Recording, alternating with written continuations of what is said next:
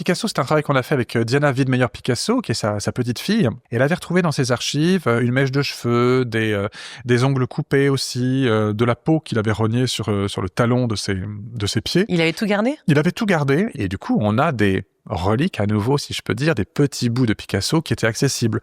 Autant pour faire de la toxicologie et se rendre compte qu'en fait, il était hyper clean. Les seuls toxiques qu'il ingurgitait, c'était malheureusement les produits toxiques de sa peinture, et puis du café et du tabac. Pas beaucoup de café, beaucoup de tabac.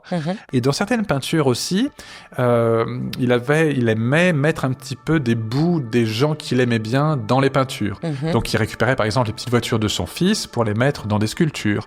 Ou Comment il les incorporait dans une sculpture par exemple, dans un plâtre ou autre chose. Il les cachait à l'intérieur. Il les cachait. Okay. Et Diana m'a montré une peinture avec une magnifique nature morte, avec une pomme. Et c'est vrai que cette pomme, elle a une couleur qu'on n'a jamais vue. Et en fait, c'est du méconium qu'il a utilisé. Alors, c'est vraiment pas glamour, ne partez pas. C'est en fait la première selle des nouveau-nés, tout simplement. Oui. Donc, il a trempé son pinceau dans la première selle d'un de ses enfants et il a ensuite peint.